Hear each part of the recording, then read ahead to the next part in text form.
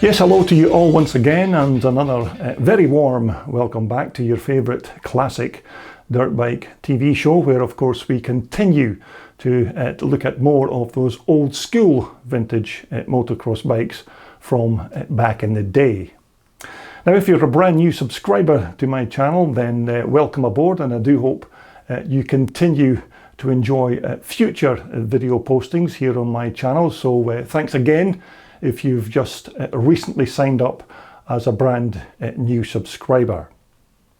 So next up, we're going to go back to the Rob Hughes classic dirt bike collection. Now, it's quite well known that Rob has one of the best collections of old CCM race bikes in the UK, and in this particular video here we're going to take a look at another one of Rob's rare machines. So without any further delay, let's take a look at this 1989 Greg Hanson factory CCM racer.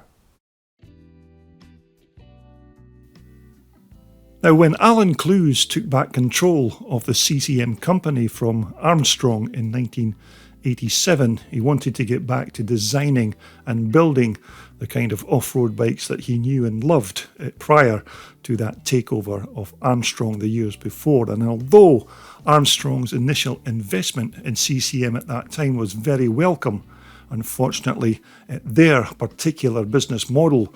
was to try and break into the more glamorous world of road racing, and they had no interest whatsoever in further developing or continuing to manufacture off-road motocross bikes. So Alan then bought back his CCM company from the Armstrong bigwigs, and almost immediately it was all systems go to try and get the great name of CCM back on the motocross scene. Now, our two featured bikes here are a couple of 1989 machines, which were the very first production bikes that CCM produced after Alan's company buyback from Armstrong. Now, this featured bike here is one of those production bikes that were produced at the time, and the bike is still in more or less its original condition from that year. And although these are still relatively rare machines to see these days, the bike's owner, Rob Hughes, hasn't just got one of these 89 race bikes, but he has two, which of course are part of his fantastic CCM collection. Now, this other number 10 bike here has much more significance in that this machine was the great Greg Hanson's factory works bike that he raced when he signed to ride for the CCM factory in 1989. Now, first of all, this bike here is chassis number 1 of the Clues production line in that year, and it was Alan's son Austin who took on the job of designing and building these brand new CCM race bikes. And in true CCM fashion, the factory had these brand new bikes designed and running in only 5 months, but Alan Clues held back the production of future models until the end of the year to enable the company to run tests on the new bikes and try and build up a stock of new parts. Now, this Greg Hanson bike's chassis was of course made of chrome molly steel tubing, and although there's been a bit of minor restoration on this bike with new tyres and a couple of mudguards, all of the other bits and pieces on this bike are all the 1989 original parts, including of course the bent handlebars that Greg added to the bike when he dropped the machine at a particular race event. Now, to power the brand new CCM bikes, Alan Clues used the tried and tested 4-stroke Rotax engine, and they basically took a stock 500 Rotax motor and then completely dismantled it and then rebuilt it using some of CCM's very own upgrades and technology. Now, firstly, the cylinder head was completely reworked and then refitted with bigger valves, and then the cylinder head then sat on top of a Nickel barrel, as opposed to what would have been a stock steel item. Now, the crankshaft was also lightened and balanced, and the parameters of the ignition system were also modified.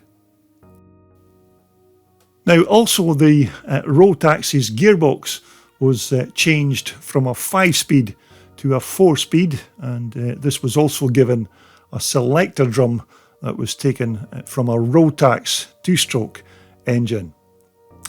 Now again, the oil pump capacity was also increased, and a 38mm Mikuni carburetor was used to feed the motor with its fuel. Now, it's also documented that there were a couple of other modifications done on Greg's works bike, although no information was actually disclosed as to what actual improvements were made on that particular engine. But it's suffice to say that Austin Clues had a big part to play in this bike's production, and he also acted as Greg's manager and minder when Greg was out at international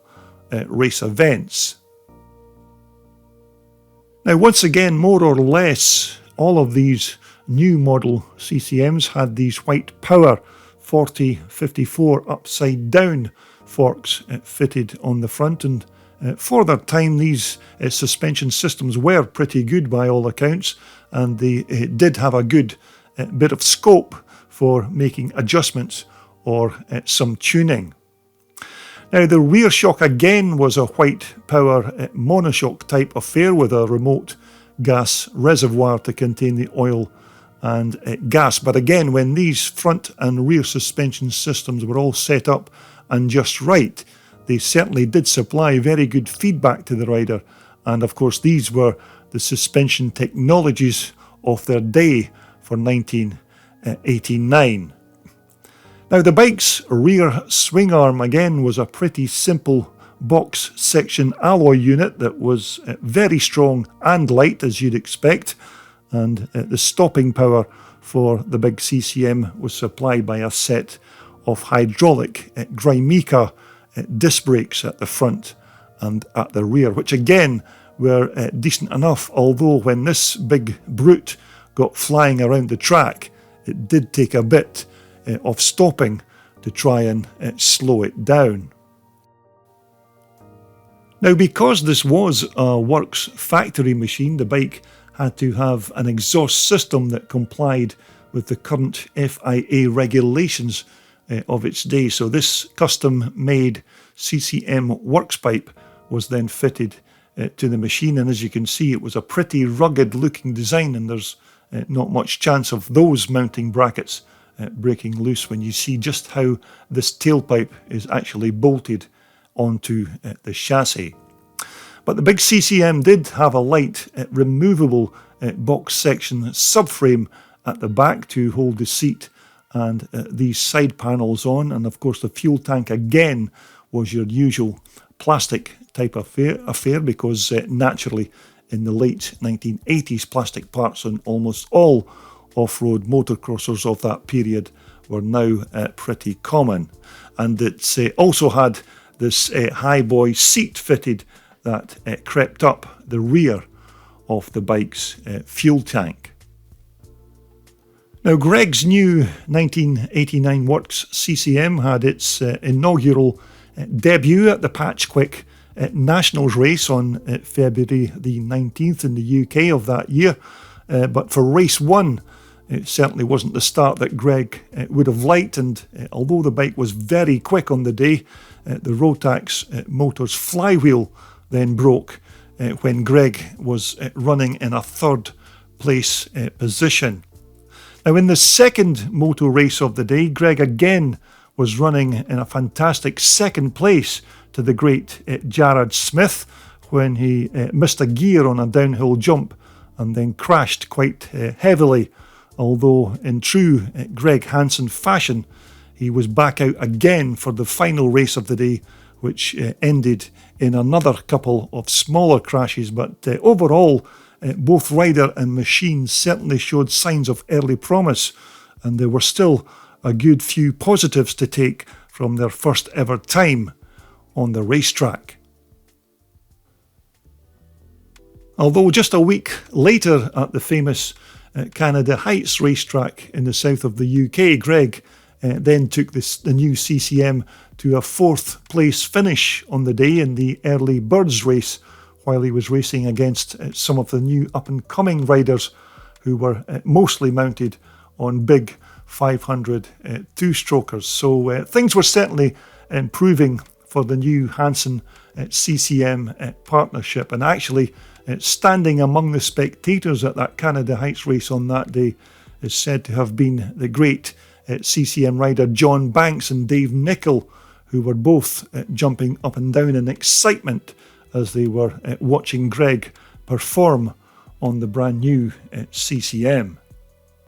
But sometime later, Greg certainly made up for his relatively